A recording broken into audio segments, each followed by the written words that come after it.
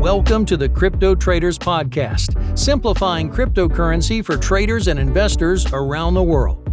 Subscribe for interviews with developers, market updates, and a professional look at the future of money. You've come to trust Matthew and Kurt to filter out the noise across social media. Now you can listen on the go. Without further ado, here's the Crypto Traders Podcast.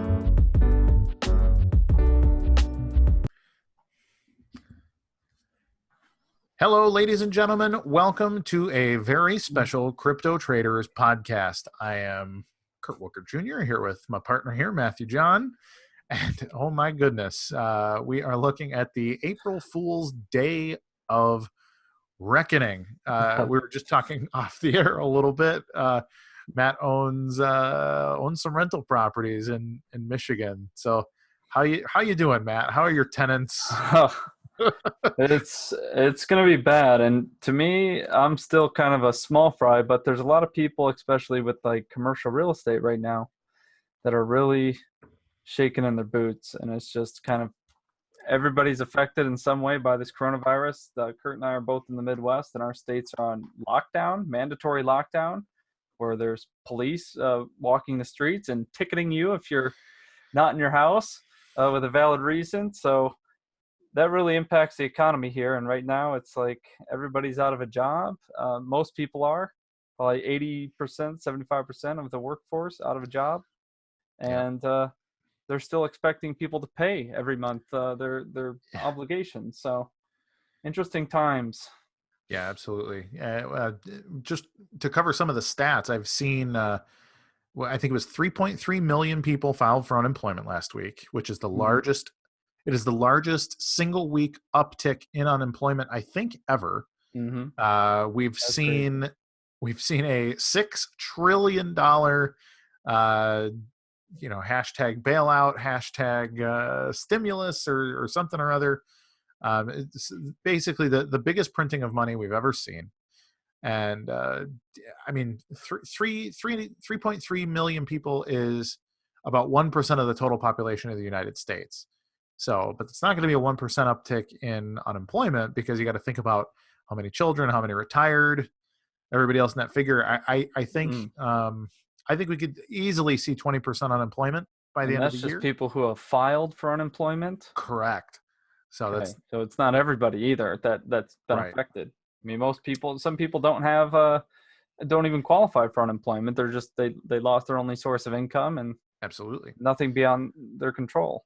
Well, and since 2008, the last financial crisis, we've seen a lot of people switch to being contractors and part-time workers, or running their own little LLC and basically just selling their labor directly to companies. So I think a lot of the figures have been skewed anyways, and we've had very low unemployment, and we've had a really roaring stock market since 2008. And now, well, holy cow, we've wiped out the gains of the entire Trump administration. We've seen wealth drop. I think it was the largest drop since the 1930s. So we're looking very much at the possibility of a long-term. I tend to think this is going to be a long-term either recession or depression. And what do you think long-term, as in 1 to 2 years, or 3 to 5, or longer? I mean, right now it's hard to say. Like, we don't know. We don't know what the infection, what the virus is going to do. The dreaded COVID-19. We don't know much about it. I've been listening to a lot of like epidemiological podcasts, doing a lot of research on like how are pandemic specialists actually dealing with this. What is the process for like FEMA and the CDC and some of these organizations to come up with this stuff? And right now, we don't know anything about the damn virus. Like, it's still early. It takes a long time to figure out why it's doing what it's doing, who is actually the most at risk. Like there are things like blood type, for example, that, if you have a certain blood type, it just doesn't really bug you. Like it won't do much to you. You might get, cold symptoms, whereas it might be people of a certain blood type that are most susceptible to die choking on their own lung fluid. And we don't know that yet, because there's tons and tons of variables that need to be tested. So with all of that being unknown with the virus, we could be doing on and off quarantines for 12 or 18 months. And if that's the case, I can't even imagine what this country is going to look like in 18 months if we're doing 2 months in, 2 months out for the next year and a half. It'll look like the development of Lightning Network and the same progress that they've had. Yes. Inconceivable. We still have not solved the problem. Please God, something work. But yeah, it just seems like nobody was prepared. You figured the U.S. should have had something in place prior to a pandemic happening. Yeah. But right now they're kind of just winging it, it seems. Yeah. Well, we don't have a pandemic czar. We don't have like we do now, but Trump had gotten rid of his pandemic staff, but there really wasn't a pandemic staff before Obama appointed some people when the Ebola scare happened a few years back. There was like a single case of Ebola in Texas, and he appointed like a whole task force. Then they existed up until into the Trump administration, and Donald Trump was finally just like, we don't need a pandemic task force. And I'm just surprised by the amount of medical equipment they're short right now. Like, you figure the government should have had masks stored for at least for everybody. Well, just in case something crazy happens like this. Yeah, I mean it's an infinite variables thing. You got to think about cost as a business, and the same as like Amazon or most of the supply chains now. Like, there's not warehouses full of stuff anymore. It's ship when you need it, build it to go. Like, we've become much more efficient with computers and everything else, predicting supply chain and not having a bunch of extra waste. We don't have to make things in bulk anymore, so we don't.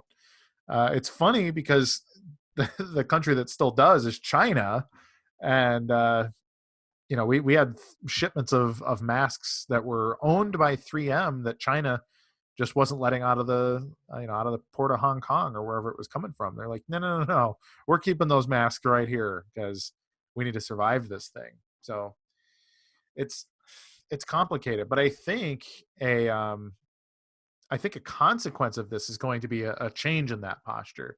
Yeah. Like, I think we're going to see globalism take a pretty big step back. We're going to see a lot more nationalism, a lot more, buy American, like, let's support ourselves. We need to not be so reliant on foreign manufacturing to get our own stuff dealt with. Right. No, that makes sense. But you think that now that this is happening and will have happened, they probably will have plans in place so this doesn't happen again, at least for our lifetime. I mean, it's still possible, but they're going to have some more preparation. Yep. In case something does start spreading. But there's certainly lessons to learn. Right now, they're just kind of winging it. It's like nobody's dealt with this before to this extent, and we're under what the U.S. says, and then each individual state also has its own control over you. So right. you have about 5 to 8 states that are in lockdown right now. Something like that. Yeah. So there's not that many. Yeah, I don't know about the rest of them, and I know the overwhelming majority of cases are in New York too.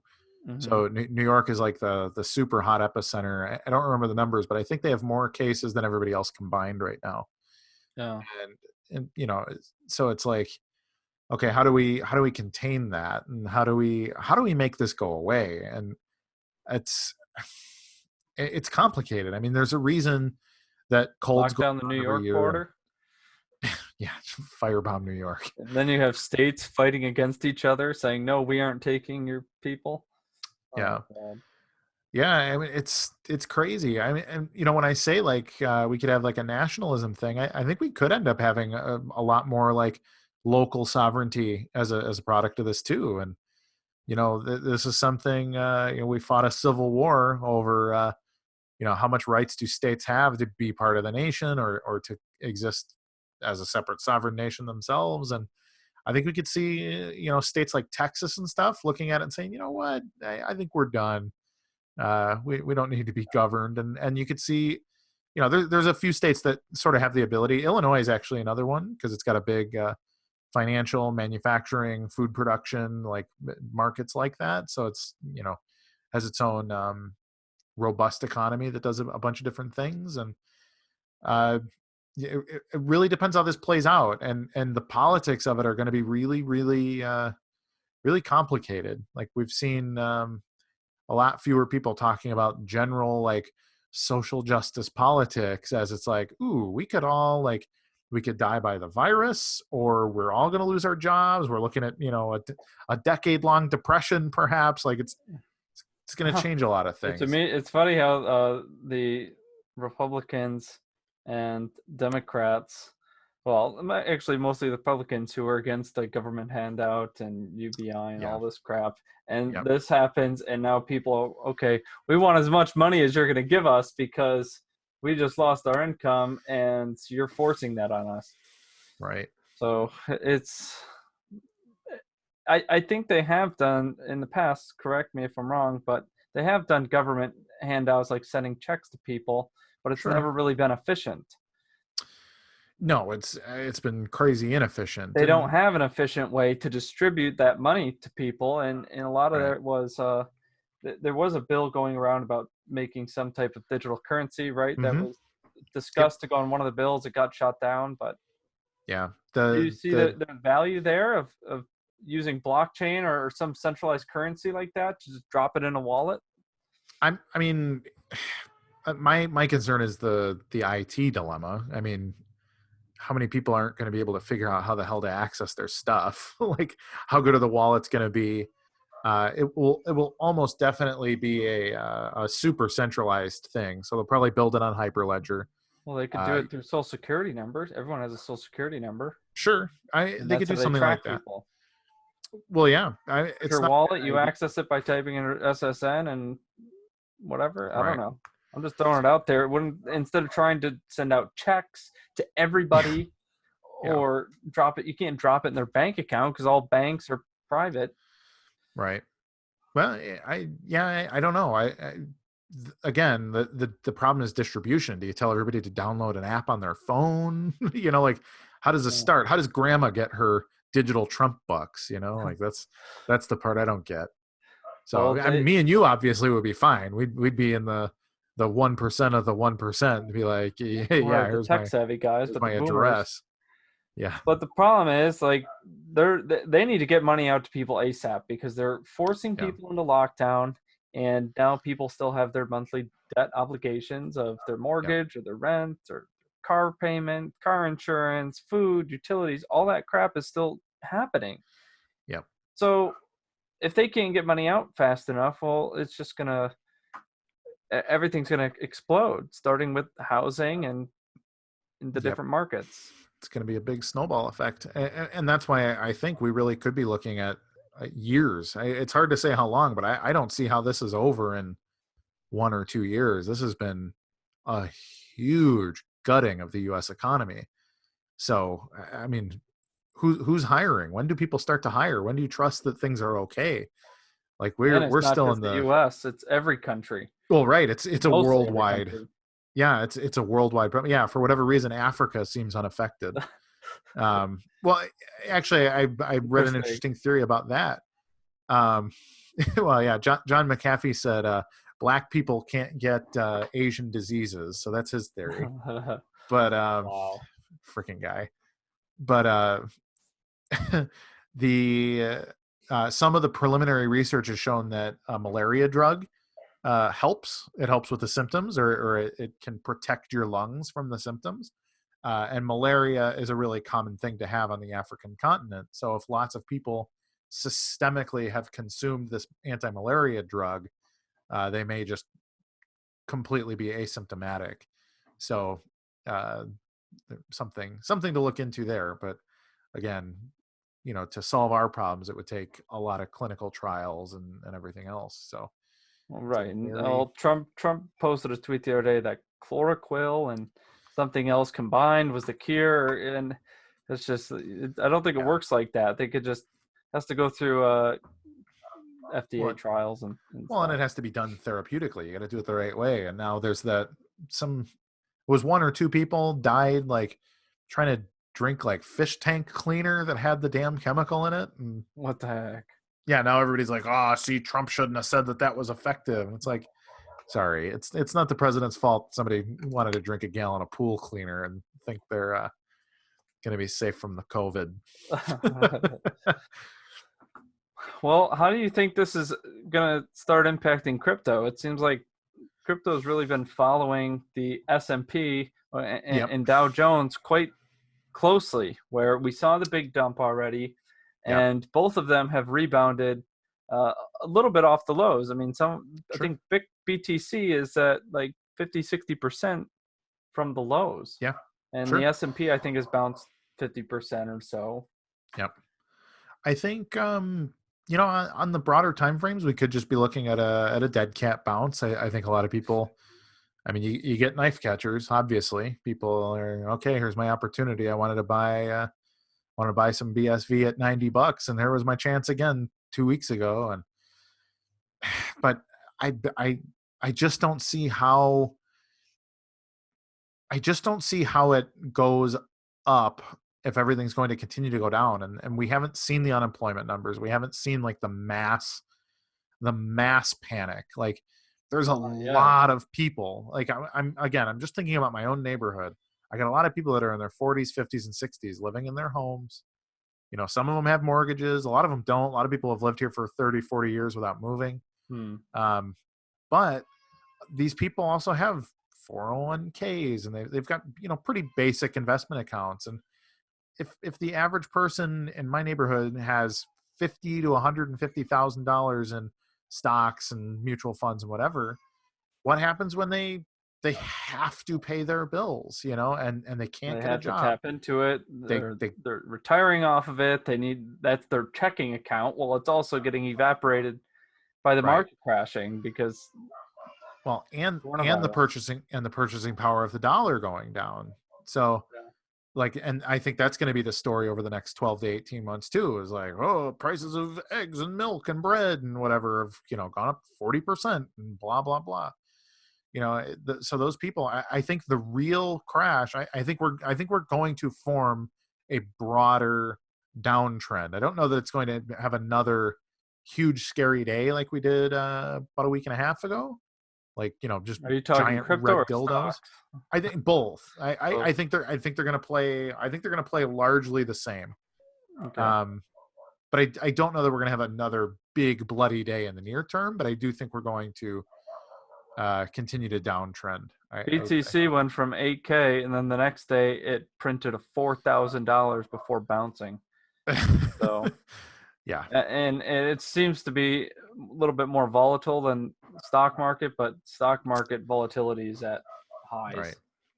I mean, it's a high risk asset, and almost nobody's treating it as anything but an investment opportunity. So we're about 2.5 years since we started doing crypto traders stuff, and I mean, we've been telling people the whole time, like, hey, this is kind of a use it or lose it situation. And if people don't need their Bitcoin for their business operations when stuff gets tight, there's no reason that it's going to go up. Even in these apocalyptic scenarios that I think a lot of the small blocker people are like, oh, when the dollar collapses, that's when Bitcoin absorbs all that value. And it's like, everyone's just going to put their money in BTC. Well, who's going to do that? Who is losing their job, potentially cashing in their 401ks and all of that and being like, I'm going to open a Coinbase account. Like, it doesn't make sense to me. The only thing I see is if the guys that are pushing the digital gold narrative have a lot of money, and I don't know if they're going to give that narrative up without a fight. So, yeah. And I mean, right now gold has been going up, and it's almost impossible to buy physical gold right now because of the price gouging, or the prices have increased and just the lack of it available. You could really only buy paper gold right now unless you're willing to pay a massive premium. Yeah, physical gold is a big problem right now. And it's bullish. Now they've said BTC is digital gold for so long, and there's a lot of people with a lot of money that want that narrative to stick, i.e. grayscale. So are they gonna let this go down without a fight like it's doing, or Is it going to I mean, pump with gold? I don't know. The question is how much can they do? Like, they need retail to get in there and pump the price. They need average people. They need the people that live in our neighborhoods to go buy BTC in mass. I just don't see it, especially as people are getting hungrier and hungrier. And if it's not going to help put food in their mouth quickly, I mean, we've seen how many people are willing to save money. I mean, just look at the statistics. Everybody's underwater. Everybody's got debt. Everybody's living on somebody else's credit lines. So I just don't see it, especially as people continue to get hungry. It's just I think it's Yeah. pie in the sky. I don't think it makes a lick of sense. Well, I guess we'll see over the next month. I think April's gearing up to be pretty scary with, I think the stimulus plan was overhyped and underdelivered. And I think it seems to just be getting worse. So, and now with unemployment coming out at 3.3 million, which is nothing because there's less than 10% of states forced into lockdown right now. If they all get forced into lockdown, I don't know if that'll happen or not. Unemployment's going to be very, very high. Yeah. It's scary. Unfortunately, it's just very scary. And I wish we had a sunshine moment or something to tell people like, hey, it's going to be okay because of X, Y, and Z. But I think the only real solace that, at least that I can think of, to offer is to tell people to, like, hey, this is a big opportunity to really come together with your neighbors and to figure out how you're going to move forward. Like, how are you going to survive? Like, should everyone grow gardens so you guys can trade food back and forth with each other? Like, who's capable of hunting? Who knows how to can? Like, who knows how to clean water? Like, the original trading? Basically. Right. Yeah. What's the turnip to carrot ratio right now? Yeah. So, and if we are talking about, over the next few months seeing 30% unemployment, that's going to be a really relevant question. And I think the scary thing to consider is just how much worse unemployment will be in the major cities. And I mean, what are those people going to do? Like, we've got millions of people that are just relying on government programs and the system being what it is.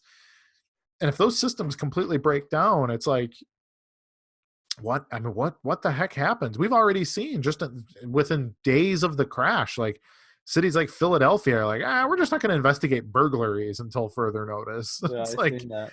like, what the hell? Like, we're only going to deal with rape and murder calls like that are occurring larceny now. And just people are going in and raiding stores, and what do you do? Right. Just instant breakdown of the rule of law within not even a week. We didn't get 1 week before the cops are like, man, we're just not going to participate.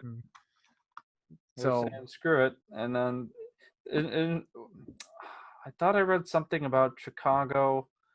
They're trying to stop gun sales right now or something.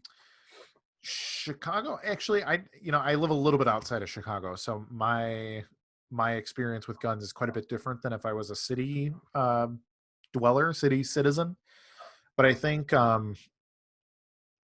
so far they've determined that guns and gun stores are okay to be opened. Like, you can treat a gun as an essential business item right now.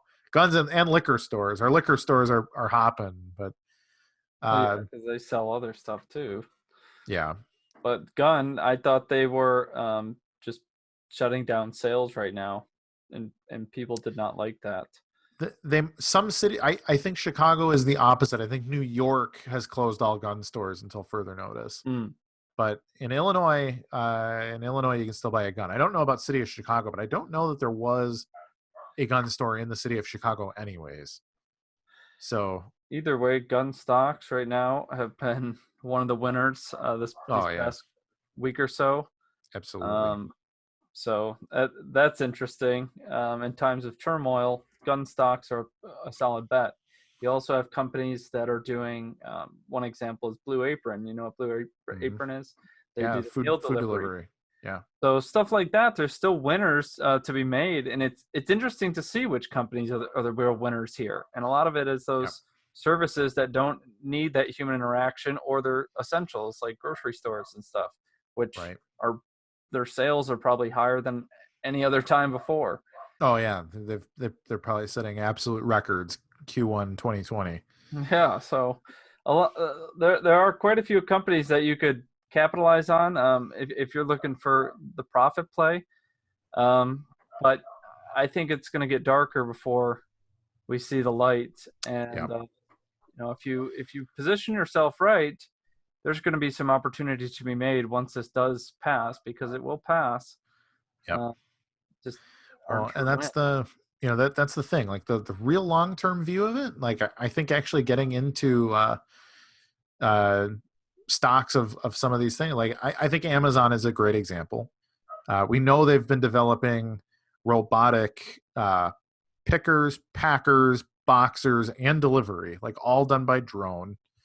I think they're hiring like by the thousands. Yeah, huge. Here at least, probably nationwide. I think I saw nationwide 100,000 people they need. Yeah. And so there's demand, because then people don't have to leave their home. So exactly, you're just going to see that migration over towards remote working and working from home and stuff that doesn't involve leaving the house.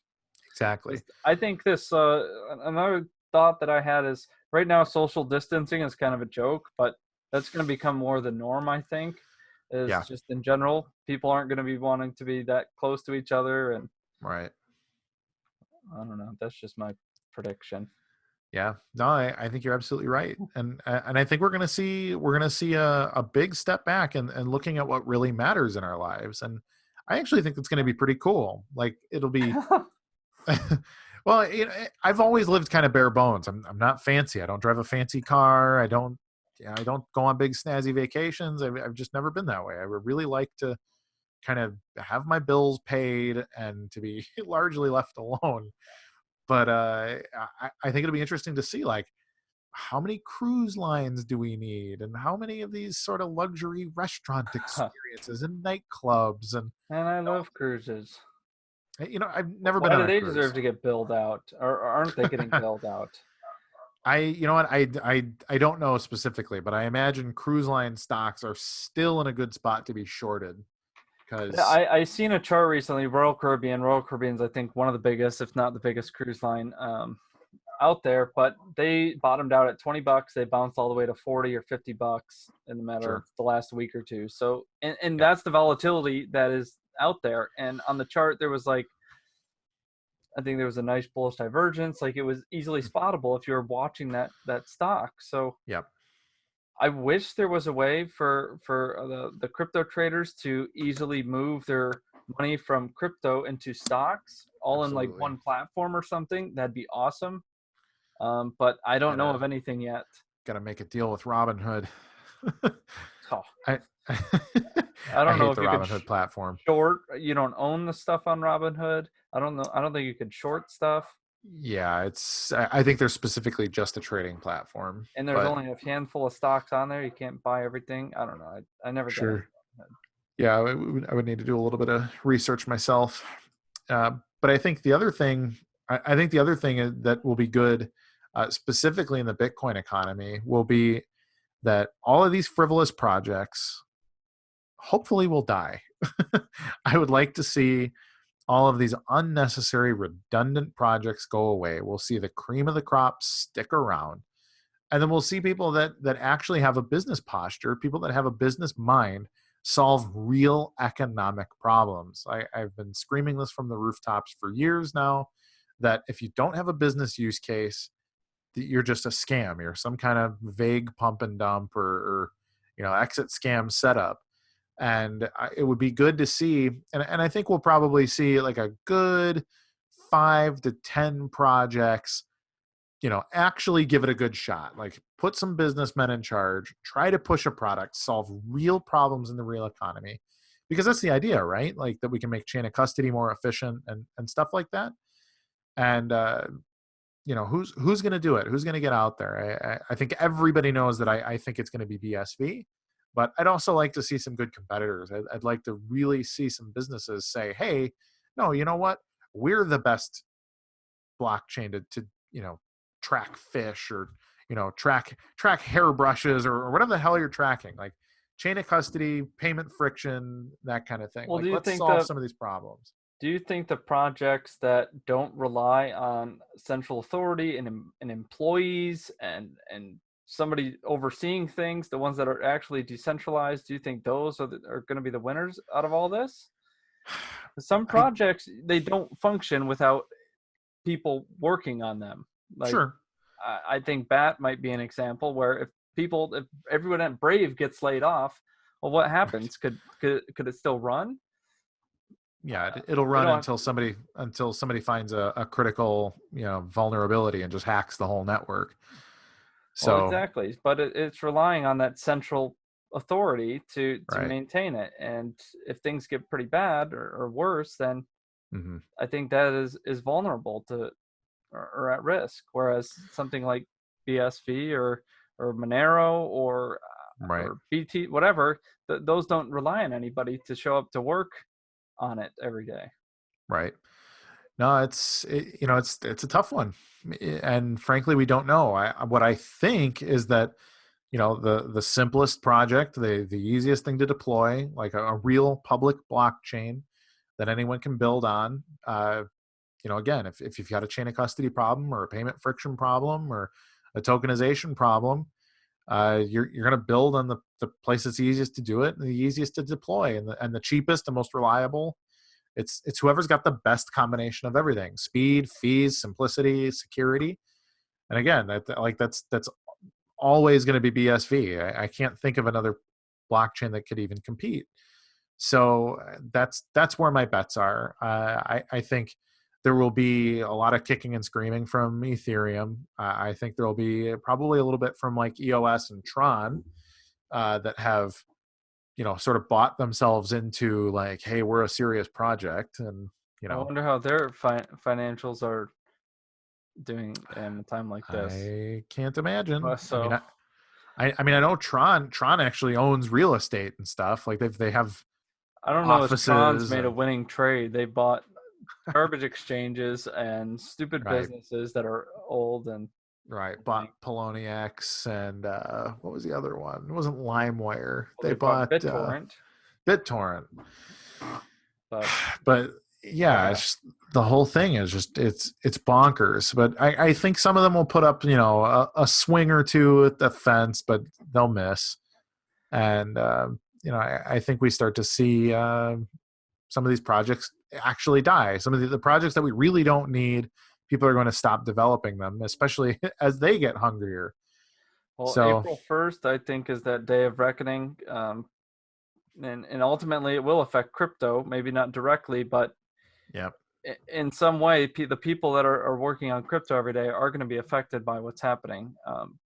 Most countries have their own issues, but we're in the U.S., so we focus there. And right now, it doesn't seem like the U.S. is looking to take measures of suspending the debt payments people have to make every month. They're only right. getting rid of their income source. So Yep. April 1st is when everything becomes due: your rent, your mortgage, your car payment, your car insurance, Yep. your utilities. All that is April 1st. That's why it's the day of reckoning. Yep. Nobody is safe right now. Yeah. I think I think people need to make friends with their neighbors, make good plans, sell non-essential crap in your life, have some cash. Get access to liquidity as much Yeah. as you can. Even if it is just credit, it's still accessible until they shut it down, which is possible. But Right. because when the time comes and this is flushed out and everybody gets flushed out that wasn't prepared, there's going to Yep. be some amazing buying opportunities. Yeah. I don't know if we're ever going to get a global pandemic in our lifetime again. Yeah. So Yep. if you're prepared, you're going to come out of this on top. Yeah. No, it could absolutely be the biggest transfer of wealth ever. So as you know, especially if the virus does affect people over 60, like disproportionately, if you look at who actually owns the real estate in this country, it's kind of that same crowd. So the people most likely to die are the people that own most of the valuable real estate. Mm. And then that creates opportunities for, people our age, people, right around 30 years old, like you've got cash, you don't have a lot of debt, you've been disciplined. You're like, okay, I'm gonna go Transfer it from some the real estate boomer for to millennial. right. That's And basically what we're seeing.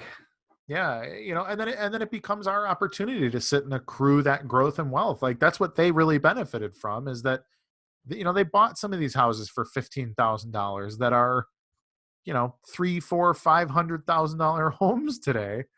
And we may get that chance to see the same kind of accrual of value in our lives too. We've just got to survive this big dip. And well, it's the boomers that are most affected, not just by the coronavirus, but they're the ones that are headed into retirement or were headed into retirement.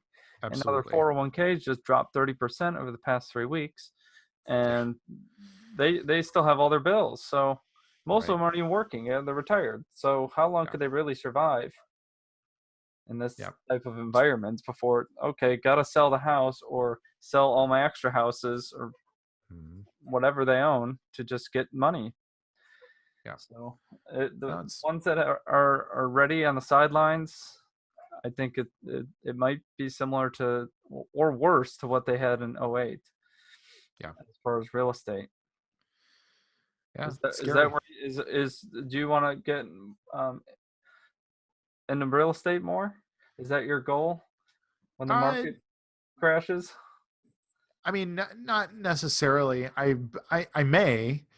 I don't know. I actually kind of want to move out of the Chicagoland area. So, we may take that as an opportunity to buy a piece of property somewhere else. But, I don't know. I don't have specific plans because right now it's about hoarding cash to me right now. So that's absolutely the short-term plan.